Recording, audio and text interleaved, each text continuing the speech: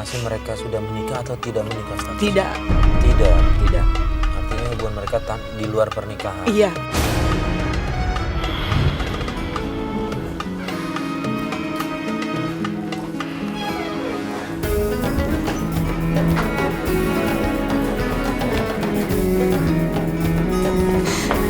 Mas, jadi selama ini kamu di sini sama perempuan ini. Mas, jelasin namaku. Siapa dia, Mas? Dia teman dekat aku. Emangnya kenapa? Tega kamu ya, gak punya hati kamu. Selama ini kamu selingkuh di belakang aku. Lepasin, Api! Lepasin! Woi, Koko. Wajar kalau aku selingkuh sama dia. Dia lebih baik dari kamu. Emangnya kenapa? Dengar tuh, lu tuh udah gak guna. Baik, kalau ini yang kamu mau, kita cerai. Terserah lo. Dan jangan pernah kembali sama aku lagi. Saat ini suaminya melakukan zina nih dia. Iya betul. Iya. Apalagi dalam statusnya seperti ini kan malah lebih keji lagi, fahisya lagi karena dia sudah punya istri, kemudian dia bergaul dengan wanita lain lagi tanpa ikatan pernikahan, maka yang namanya perzinahan. Padahal kita sudah jelas di dalam surat Al-Isra ayat 32 itu jelaskan wala taqrabuz zina innahu kana fahisha wa sa'a sabila, dan janganlah engkau mendekati perbuatan zina karena perbuatan zina itu merupakan perbuatan yang keji. Keji itu kalau di dalam struktur bahasa Arab itu artinya adalah induk dari seluruh perbuatan maksiat. Makanya dia dibolehkan mendekati sih nggak boleh, apalagi sampai praktek. Yang kedua, ini masuk namanya dalam kategori zina muhsan. Zina muhsan itu apa?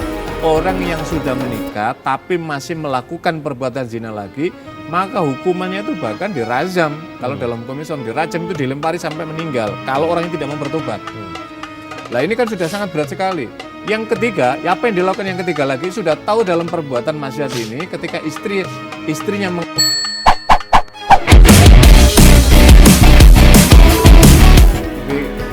lagi, ini tidak hanya melanggar tuntunan agama, tapi kalau dalam hukum negara, undang-undang KDRT kekerasan dalam rumah tangga ini masuk dalam kategori itu.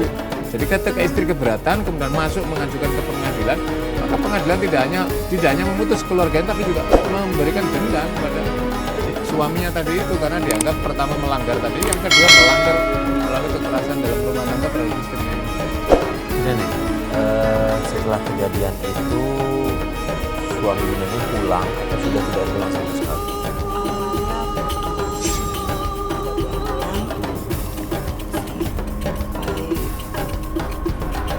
Akhirnya dia datang kembali, meskipun hati masih luka. Saya demi anak-anak Pak Ustaz, saya terima lagi, saya maafkan lagi. Tapi selama 2 bulan seperti itu lagi. Dia melakukan hal yang sama? Iya. Mohon maaf, dengan wanita yang sama atau yang berbeda? Tidak, yang berbeda.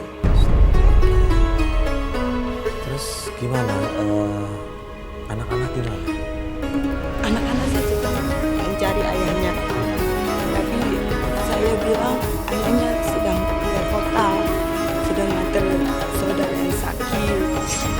Demi kejiwaan anak-anak saya, Mas Farid, Pak Ustaz, saya tidak ingin anak-anak saya kehidupannya, jiwanya terganggu. Saya berusaha sendiri, saya menikahi sendiri dengan mencuci sekali demi tidak dengan perjuangan sendiri anak saya. Bu Neneng, pada saat kejadian yang kedua itu, anak yang paling tua umurnya berapa, yang paling kecil berapa? Dari 10 sampai 9. 10 sampai 9 tahun. Di usia itu memang usia yang sangat rentan, yang sangat butuh perhatian kedua orang tua. Jadi langkah Bunda ini sudah tepat. Jadi ketika menyaksikan suami sedang melakukan penyimpangan dalam kehidupan rumah tangga, maka kemudian Bu Nenek menutup rapat-rapat ini supaya tidak tercium atau terdengar atau terlihat oleh anak-anak. Ini sudah langkah bagus. Pertama, untuk membentengi keadaan psikis anak supaya anak tidak mengalami guncangan. Yang kedua, supaya anak tidak melihat, sebab nanti ketika anak ini mendengar dan melihat, maka dalam teori psikologi pengalaman akan tersimpan di dalam memori bawah sadar dia. Nanti ketika dia usia remaja, usia dewasa, makanya akan berputar ya, diputar ulang sama dengan dia akan mencari jalannya. Maka ketika anak ini tidak kuat kekuatan agama dan pengetahuannya, maka biasanya akan mengikuti jalan ini. Nah inilah yang tunda tutur. Yang ketiga Mas Fahri, kita mendapatkan pelajaran para pemirsa sekalian. Jadi seringkali ketika kehidupan rumah tangga mengalami semacam ini, itu seorang istri itu memiliki jiwa besar. Apalagi jiwa besarnya apa? Dia rela memaafkan, berbesar hati memaafkan suaminya ketika suaminya diajak kembali ke jalan baik dan ada itikat baik tadi. Demi apa? Pertama, demi membina keutuhan rumah tangga. Yang kedua apa? Demi menjaga anak dan masa depannya supaya bersama anak. Tapi ternyata apa yang terjadi? Prakteknya berubah. Nah inilah saya kira ini kan pelajaran berharga ya.